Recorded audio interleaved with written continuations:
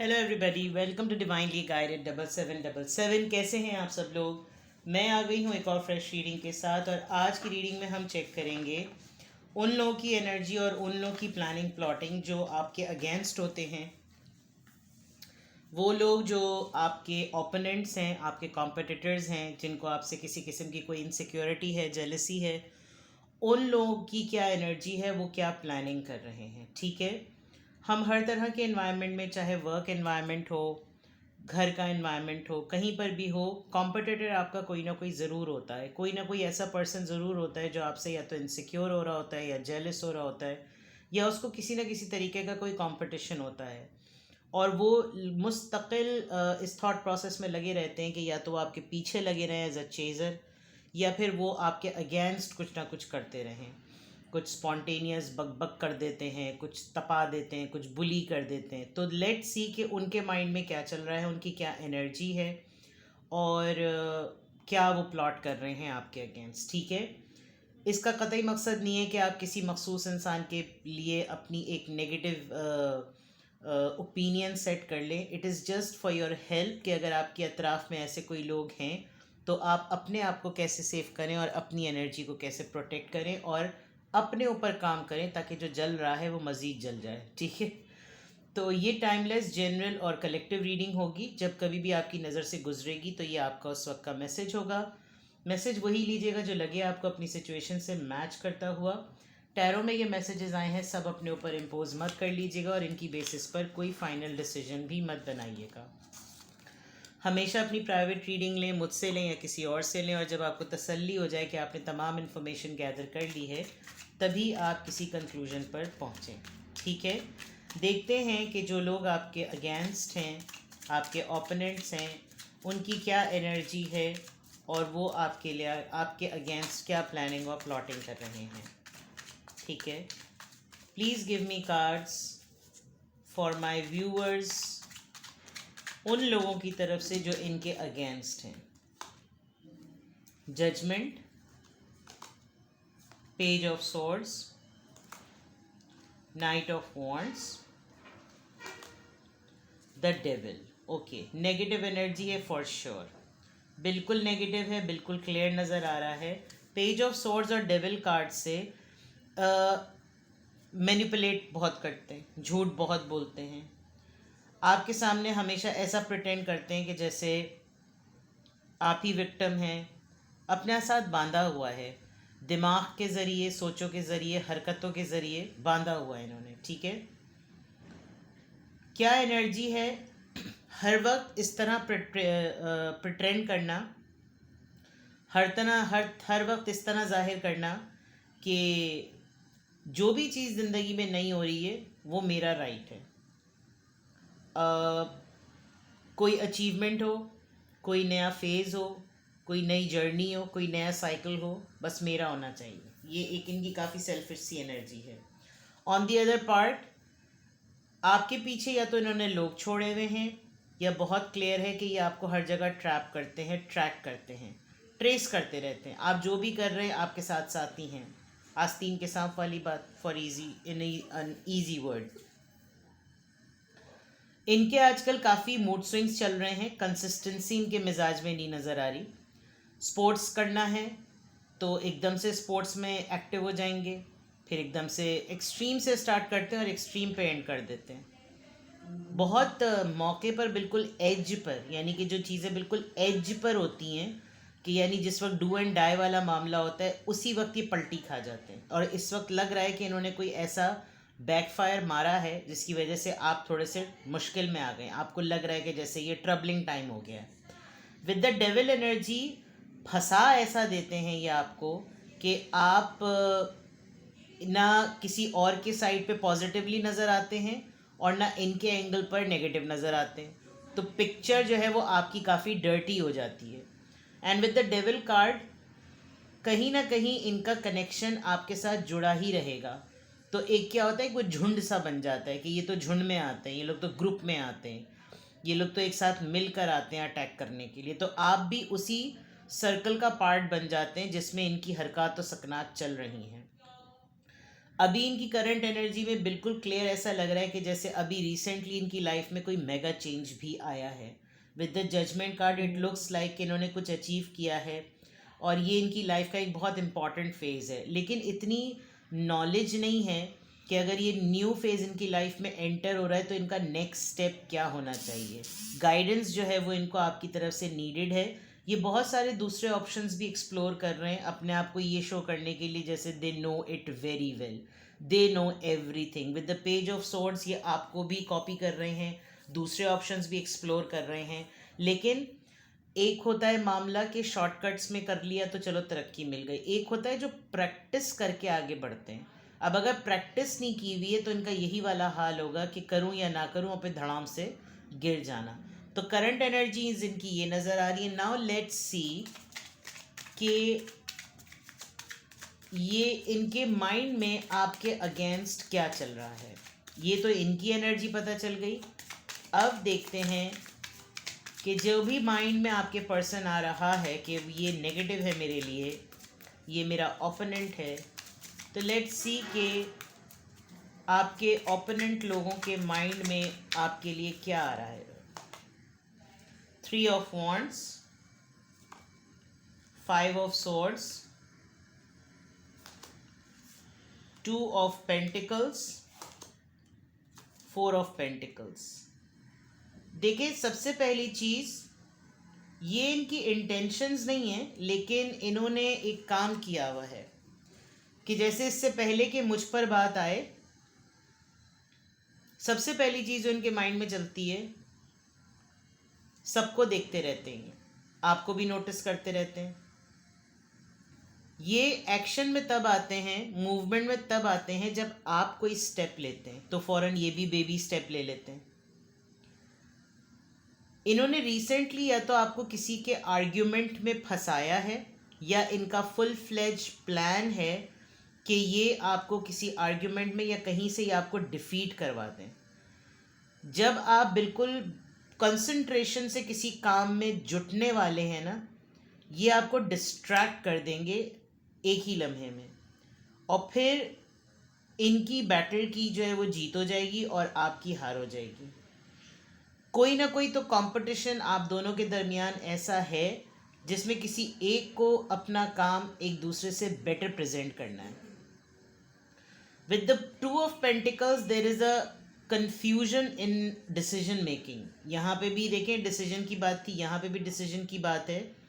ये आपको बहुत तारीफ भी आपकी ऐसी होती होगी कि उसमें 10 खामियां ही नज़र आ रही होती होंगी. एक होता है ना क्रिटिसिज्म और एक होता है फीडबैक.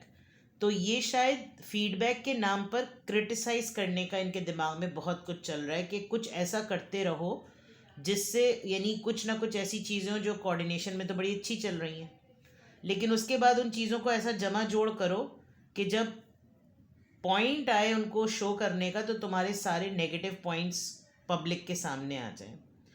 इनका एक बहुत बड़ा प्रॉब्लम ये भी है कि ये आपको अपने आप से फाइनेंशियली भी कंपेयर करते हैं. ये शायद फाइनेंशियली स्ट्रगल कर रहे हैं, सेविंग्स कर रहे हैं और इनका इरादा है कि जैसे आपने ग्रो किया है उसी तरह ये भी ग्रो कर लें. और शायद इनको आपके टैक्टिक्स सेविंग के बहुत आइडियल लगते हैं, लेकिन अगर इनकी प्रैक्टिसेस वैसी नहीं है जैसे आपकी हैं तो डेफिनेटली सिचुएशन डिफरेंट होगी. तो यहाँ मैं इनके माइंड में आपके अगेंस्ट जो देख रही हूँ वो ये कि ये आपके किसी प्लानिंग को ख़राब करेंगे.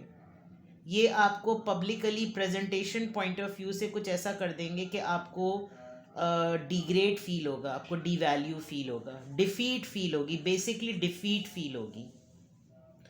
और आपको विद द 5 of Swords ये होगा कि यार मैं बाकी सबसे तो लड़ लूँ, मैं इनसे कैसे लड़ूँ, but because you are considering them कि ये मेरे अपने हैं और ये अपने ही एक्चुअली आपके ओपोनेंट हैं. बिल्कुल इक्वली आप लोगों का कुछ मास्टरी लेवल पर काम है और इसमें इनकी पूरी कोशिश है कि ये आपको डिस्ट्रैक्ट करें.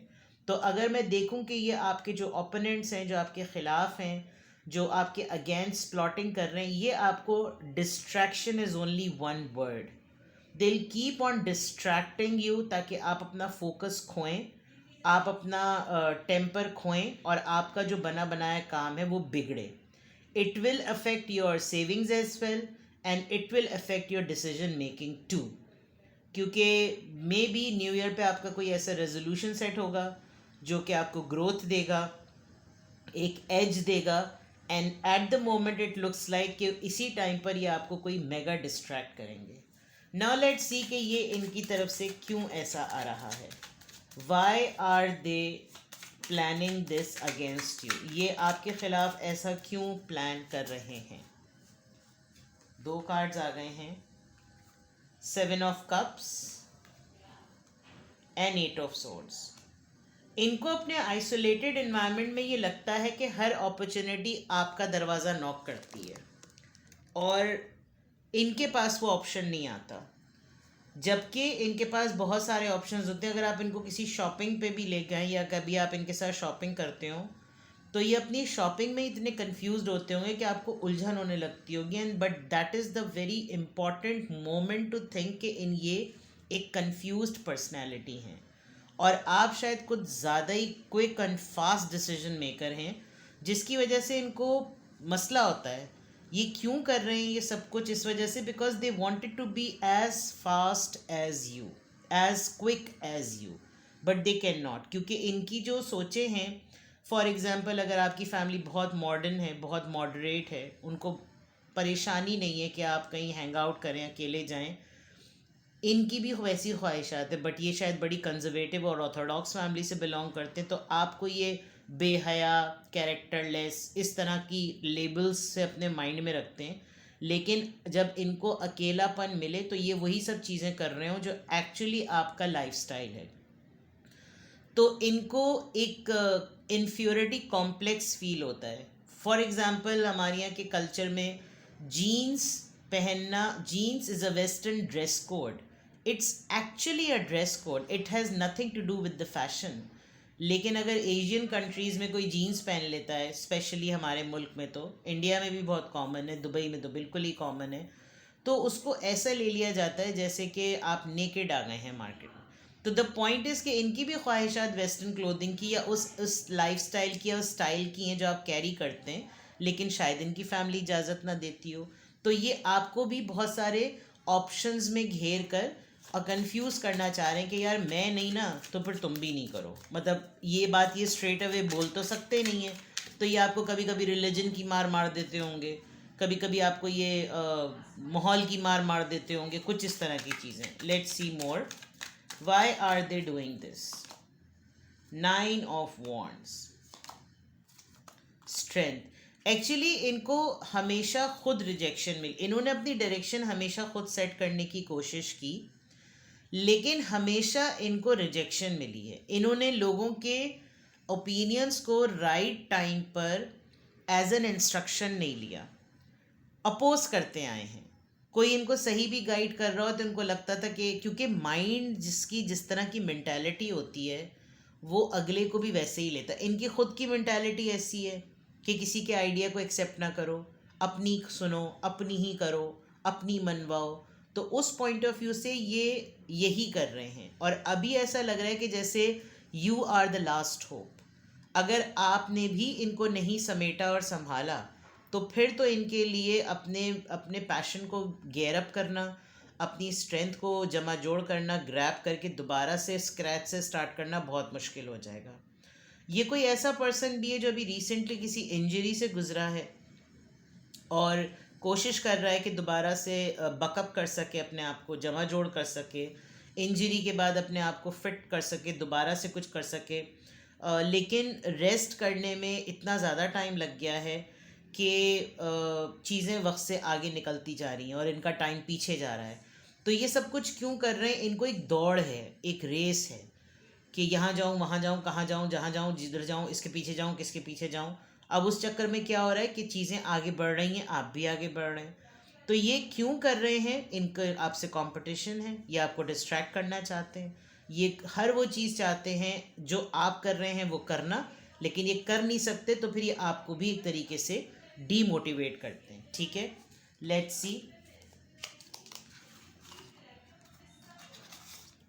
सी कि who is planning against you. और क्या साइंस हैं? Who is planning against you? Who is planning against you?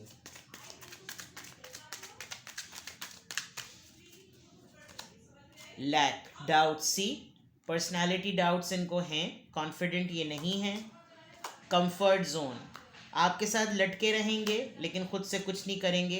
Unexpected, शायद ये आपको अगर बहुत ऑब्वियस करें या आपके ऊपर बहुत ज़्यादा जाहिर करें तो उनको पता है कि आपका मीटर शॉर्ट हो जाएगा और आप इनको एकदम से झड़की पिला देंगे, तो ये हौले हौले भी चल रहे हैं।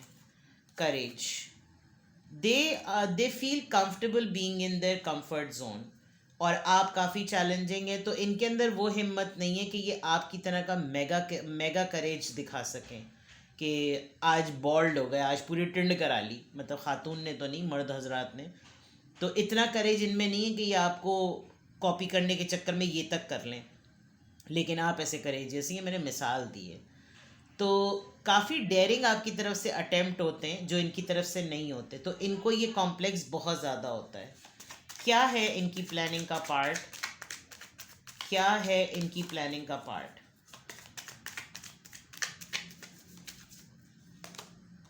Rejection, loss, fragmented. वो मैंने पहले भी कहा था कि शायद इनको रिग्रेट, रिप्रेशन। देखिए कितने नेगेटिव कार्ड्स आ रहे हैं। मैसेजेस, ड्रीम्स, डिस्टर्ब्ड स्लीप्स हैं इनकी, फुलफिलमेंट, विशेस। देखिए एक बात तो फॉर श्योर है कि ये आपके साथ च्युइंगम की तरह चिपके रहेंगे। आप समझ नहीं पा रहे हैं बिकॉज आपको शायद कोई इन्होंने सिंपैथेटिक ग्राउंड इन्होंने सेट किया हुआ है, जिसकी वजह से आप हमेशा इनके वो वोन्ड्स को हील करने का सोचते रहते हैं कि यार नहीं यार चलो इसके साथ ये इतनी सारी ये चीज़ हुई थी तो चलो कर दो, कोई मसला नहीं। तो वो कोई मसला नहीं, कोई मसला नहीं होते होते होते ये खुद आपके लिए एक बहुत बड़ा मसला बन गए। हर वक्त ये आपको सिंपैथी लेने के लिए आपके साथ सिंपैथेटिक ग्राउंड्स पर आपके साथ खेलते हैं, आपको फील कराते हैं, आपको पास्ट याद दिलाते होंगे, पास्ट में मेरे साथ याद है ये हुआ था वो हुआ था, अभी तक मैं उस चीज़ से नहीं निकली या नहीं निकला, अब अभी तक मुझे प्रॉब्लम होती है, अगर मुझसे लड़ाई कर ली तुमने तो ये वो। पॉइंट इज़ कि ये आपको, आपकी बेल्ट जो है वो आपका इजारमन नाड़ा जो है ये नहीं छोड़ेंगे, पकड़ के रखेंगे, ये आपको किसी ना किसी तरीके से आपके साथ चिमटे रहेंगे ताकि हमेशा इनको बाकी जगहों पर भी सर्वाइवल करने के लिए आपकी सपोर्ट रहे। तो ये जो आपके ओपोनेंट हैं बेसिकली इनको इन्फ्योरिटी कॉम्प्लेक्स है, डिस्ट्रैक्ट करने की है इनके पास, ये आपको नहीं देख सकते सक्सेसफुल, लेकिन लकीली आप किसी ना किसी तरीके से इनसे बिल्कुल ऑपोजिट हैं, तभी आपके ओपोनेंट की प्लानिंग और प्लॉटिंग इस तरीके की चल रही है। तो ये तो बिल्कुल क्लियर हो गया कि क्या एनर्जी है और ये क्या प्लॉटिंग कर रहे हैं और क्या रीजंस हैं। फर्दर भी मैंने चेक किया। नाउ लेट्स सी कि अगर ये वाकई सब कुछ हो रहा है तो फिर आपके लिए क्या एडवाइस है, what you should do. Gateway oracle से चेक करते हैं क्योंकि इससे बहुत क्लियर और सिंपल मैसेज मिलता है। आपके लिए क्या एडवाइस है, लेट्स चेक। क्या एडवाइस है आपके लिए इस पूरे सिनेरियो में? जो लोग आपके ओपोनेंट हैं, आपके अगेंस्ट प्लानिंग प्लॉटिंग कर रहे हैं, आपने वो तमाम चीज़ें सुनी। नाउ आपको क्या करना चाहिए, आपके लिए advice, what you should do.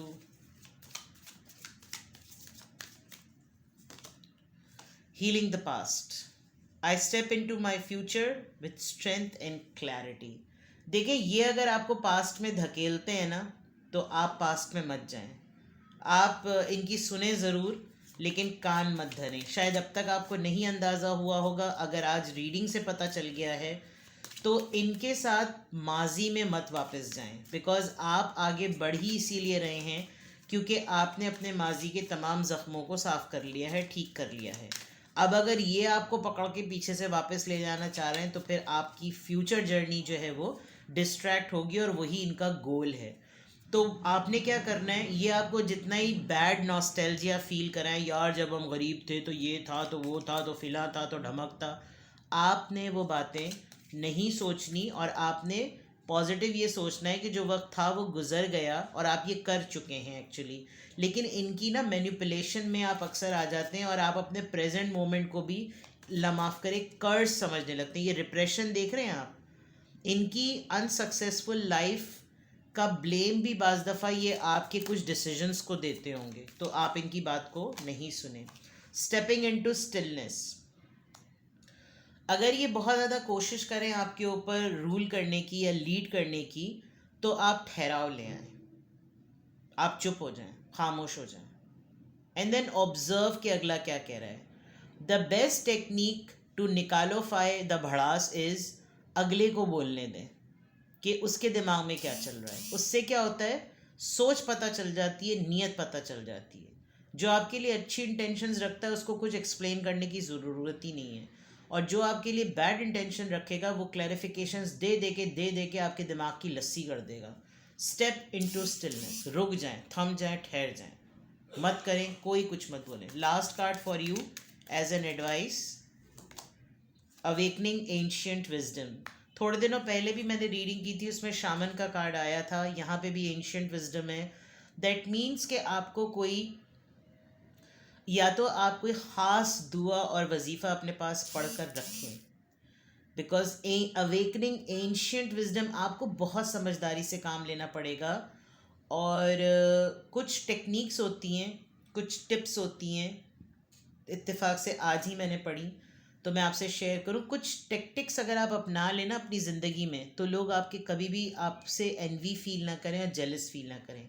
एक तो अपने प्लान्स किसी को ना बताएं, अपनी लेगेसी किसी के साथ शेयर ना करें, अपनी मिस्टेक्स को किसी के साथ डिस्कस ना करें, अपने फैमिली प्रॉब्लम्स किसी के साथ डिस्कस ना करें, क्योंकि लोग इन तमाम चीज़ों को गॉसिप्स की तौर पे लेते हैं। जितना आप खामोश रहेंगे, जितना आप अपने मसले को ख़ुद सोचेंगे, आई एम नॉट सेइंग कि आप सफ़र करें अपने अंदर ही अंदर, ऐसे लोगों के साथ डिस्कस करें जो आपके वेल विशर्स हैं, जो आपके ज़िक्र को कहीं दूसरी तीसरी जगह पर एज अ टॉपिक या गॉसिप नहीं चलाते। आपने कोई एक तरीक़ाकार अपनाना है। अच्छी बुक्स पढ़ें, अच्छे कोट्स पढ़ें, अच्छे ट्यूटोरियल्स देखें, अच्छे पॉडकास्ट सुनें, जिससे आपकी पर्सनालिटी ट्रांसफॉर्म हो। It will help you to awaken yourself through two words wisdom. ठीक है, अपना बेहद ख्याल रखिएगा। Bye bye.